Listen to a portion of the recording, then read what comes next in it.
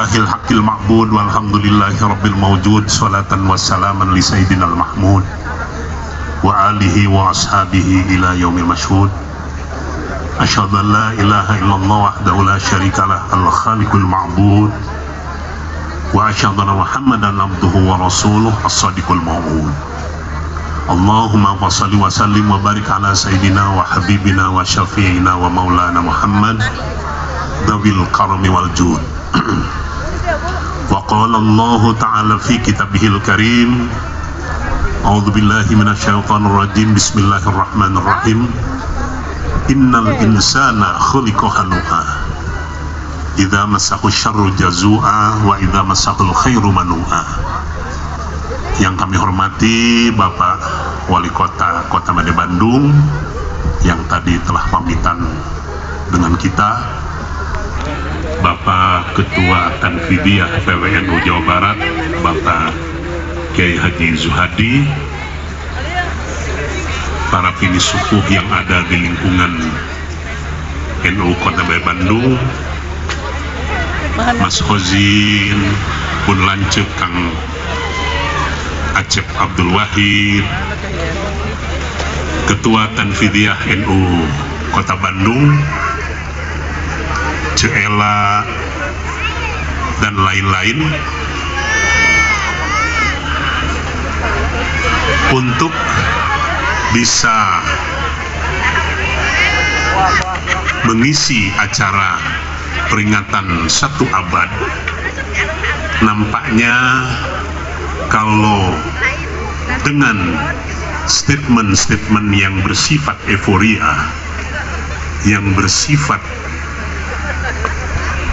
menyampaikan keberhasilan dan kesuksesan, sudah sangat banyak, sudah sangat penuh. Dari tokoh tingkat nasional sampai tingkat lokal nampaknya banyak memberikan statement-statement yang isinya penuh dengan pujian. Izinkanlah dalam kesempatan ini saya ingin mencoba mengekspresikan kecintaan saya kepada NU dengan cara yang berbeda. Saya ingin mencoba menyampaikan semacam otokritik, muhasabah, introspeksi. Tentu saja hal ini tidak hanya sebatas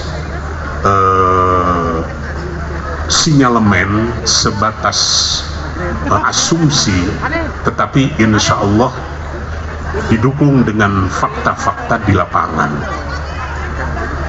Pak Ketua PWNU Mas Hozin dengan tidak mengurangi apresiasi, penghargaan, rasa hormat, rasa takdim, dan rasa terima kasih kepada seluruh jajaran pengurus, saya perlu menyampaikan sesuatu yang mudah-mudahan ini menjadi obat penawar. Pak Ki Agus, kalau saya boleh berkata apa adanya, kalau di tingkat nasional kita bergembira mendapatkan informasi sedemikian rupa, loncatan-loncatan kemajuan yang dialami dan dilakukan oleh NU. Namun agak sedikit berbeda dengan perkembangan NU Kota Madya Bandung. Nampaknya ada sesuatu yang kontradiktif, ada sesuatu yang paradoks, malah mungkin ini membuat saya ironis, sangat prihatin. Mas Hozin, kalau saya boleh mengatakan apa adanya, NU Kota Madya Bandung hampir setengah abad stagnan. 50 tahun hakem. Jadi biasanya kalau untuk mengukur sebuah kemajuan, ada maju, ada tetap, ada mundur. Nah, kalau saya boleh berkata apa adanya, NU Kota Madya Bandung cenderung mengalami penurunan yang cukup signifikan. kejayaan Kota Bandung, NU Kota Bandung, mungkin ini ada saksi sejarahnya Kang Acep, itu antara periode tahun 40 sampai tahun 70. Jadi 30 tahun itu kejayaan NU Kota Media Bandung, ya, dengan lahirnya ulama-ulama yang punya karisma bukan hanya tingkat lokal tetapi tingkat nasional, dengan tokoh-tokohnya juga yang tingkat nasional, dengan jamaah yang tahun 30, 40 sampai 70 hampir 85% masjid di Bandung itu Ahlus Sunnah. Saya kebetulan sempat ngobrol, tentu saja ini harus saya sampaikan komparasinya. Saya kebetulan sempat berbincang-bincang dengan salah seorang pengurus Litbang di Persis tahun 30 sampai tahun 50 mereka sangat merasakan sebagai kelompok minoritas. Oleh karena itu, secara sosiologis wataknya agresif dan militan. Kalau istilah almarhum Pak Ki Imang, Habib Persis dengan organisasi papan nama. Tahun 50 sampai tahun 70 mereka sadar baru 15% dan 15%. Akhirnya ada 25 tokoh yang cukup agresif disponsori oleh 3 Nurdin, Profesor Ustadz Nurdin ITB, Mukti Nurdin Unisba, dan Muslim Nurdin IKIP, dengan Pak Bustami Darwis, Yusuf Amir Faisal, Endang Saifuddin Ansori, Aka Basuni, kurang lebih 25 orang termasuk Dr. Ibn Kutibin dan sebagainya. Mereka mendirikan sebuah lembaga yang namanya SMB, Korps Mubalik Bandung. Lokasinya di Rumah Makan Pekalongan, Mas Hozin. Jadi Rumah Makan Pekalongan yang di Jalan Bancai itu dulu pusatnya SMB, Korps Mubalik Bandung. Orang-orang Pekalongan yang bawa batik ke Bandung biasanya nginepnya di Rumah Makan Tarhi. Di sana digodoklah sampai tahun 70 termasuk kadernya Bang Imad Dudin dan sebagainya. Nah, mulai bangkit tahun 80 mereka sudah merasa 20%. Tetapi 80 sampai 2020 yang tadinya mereka merasa 20, kemudian Muhammadiyah kurang lebih sekitar 30 dan 50% NU Kota Bandung, dalam jangka 40 tahun peta ini menjadi terbalik. Peta ini menjadi terbalik. Nah, tadi sempat saya ngobrol dengan Mas Hozin, kira-kira faktor apa penyebabnya? Nampaknya sangat kompleks masalahnya. Ini nampaknya perlu kita diskusikan secara khusus. Saya sepakat kalau Februari 2023 menjadi awal kebangkitan kembali hidupnya NU Kota Media Bandung. Nah, tentu saja kita terpaksa harus mengurai secara sistematis kira-kira persoalannya persoalan apa saja. Maaf, misalnya tahun 40 sampai 70 hampir 70% pengusaha hotel, baik dari hotel kelas bintang sampai hotel melati, itu milik orang NU, Pak Acep. Ya, berhotel, Hotel Suarha, Hotel Homan, Hotel Harapan, Pak Harahap itu, Hotel Melati, Pak Abdul Qadir dan sebagainya, hampir 70%. Rumah makan hampir 70%. Pengusaha di Pasar Baru, di pasar ini hampir semuanya. Toko-toko orang NU, Jalan Oto Silinata, ya, pemikir-pemikir dan sebagainya, itu 40 sampai 70. Sehingga ketika itu kepengurusan sangat bervariasi. Ya. Dan maaf, budaya berkantor 40 sampai 70 walaupun hanya seminggu sekali tetap jalan. Sekarang nampaknya salah satu di antara yang menjadi faktor penyebab stagnan, kita budaya berkantor itu nampaknya harus kita coba kaji lebih jauh.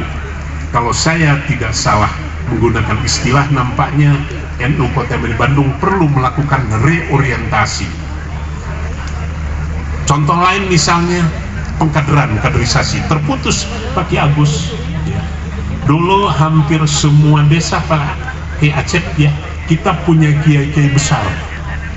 Taman Siswa ada Kiai Fuad Bawahib, Cicadas ada Kiai Ambari, di sini ada Kiai Dahlan dengan Kiai Salmon, kemudian di Sesar Gantung ada almarhum Abah, ke sana ada Kiai Latif Yasin, penuh ya. Saya inventarisir ada 80 kiai-kiai yang mewarnai. Begitu generasi ini berpulang ke rahmatullah, ada semacam lost generation, ada keterputusan generasi. Ada keterputusan generasi.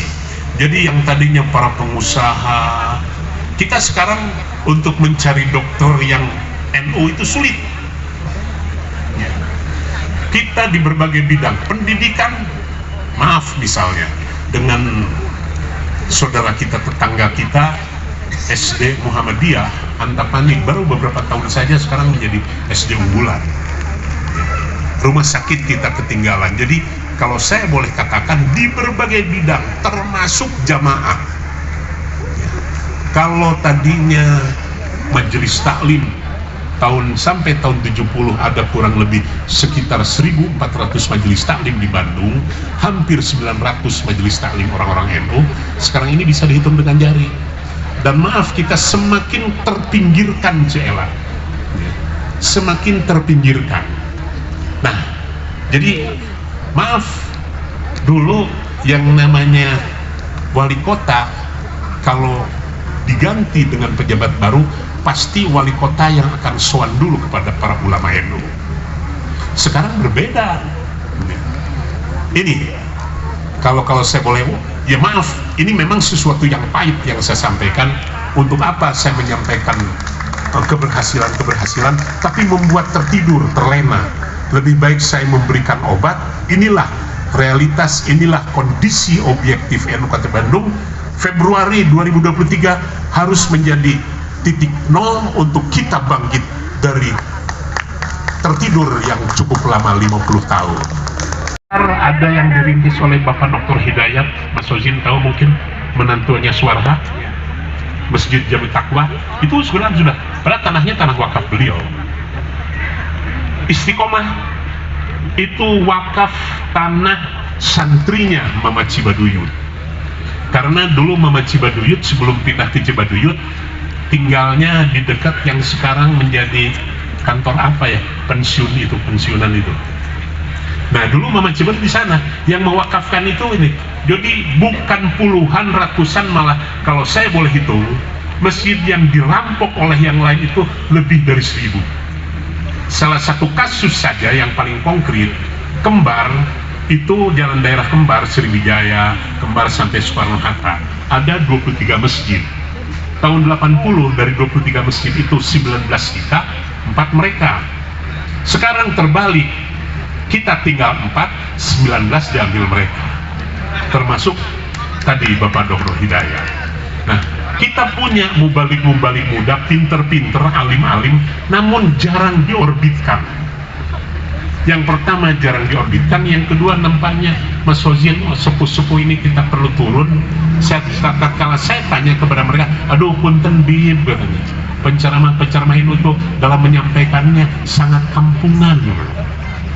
Ini satu otokritik untuk kita.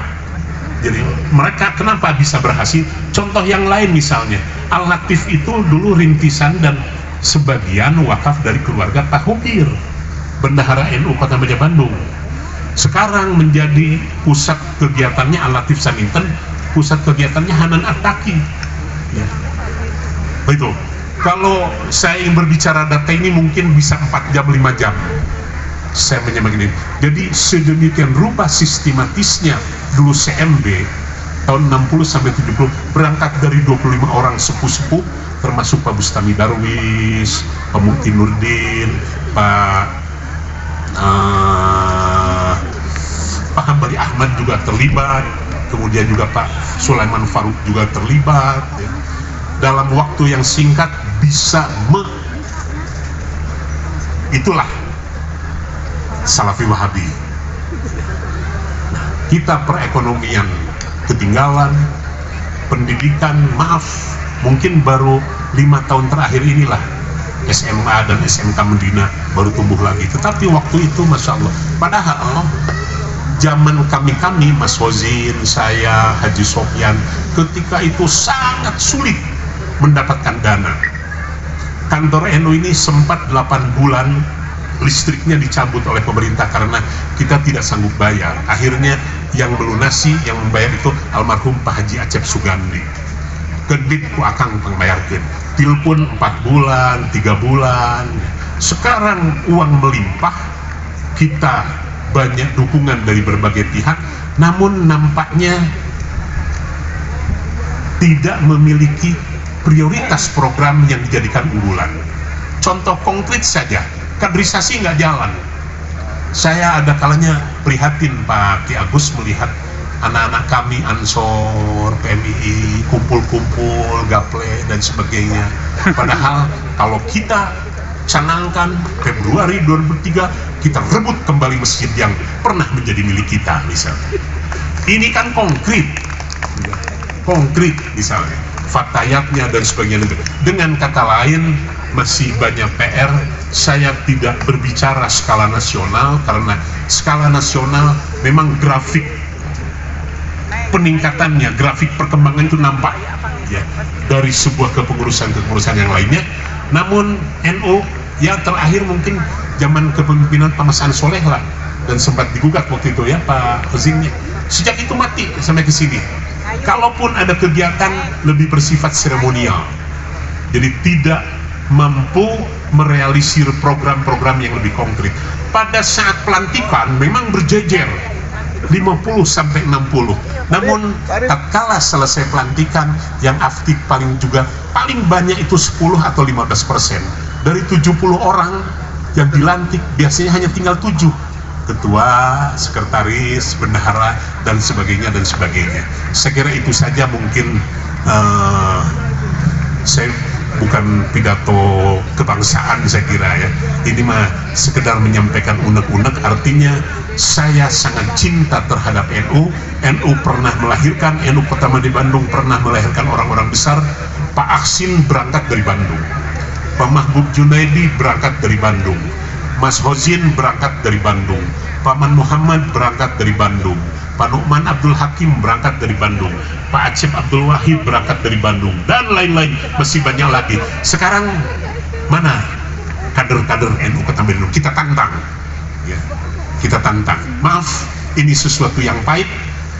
Kata para ulama mengatakan orang yang berani melakukan introspeksi sampai ke akar masalahnya, dialah orang yang akan mengenyam kemajuan di masa yang akan datang.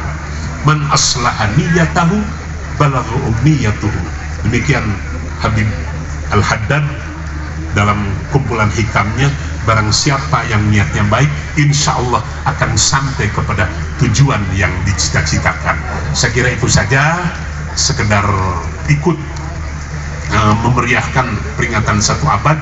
Saya tidak dengan menyampaikan kesuksesan yang membuat kita terlena, tapi saya lebih cenderung memberi mahoni yang rasanya pahit tapi membuat lidah kita bergetar sekian lama. Sekian, wallahul muwaffiq ila aqwamit thoriq. Wassalamualaikum warahmatullahi wabarakatuh.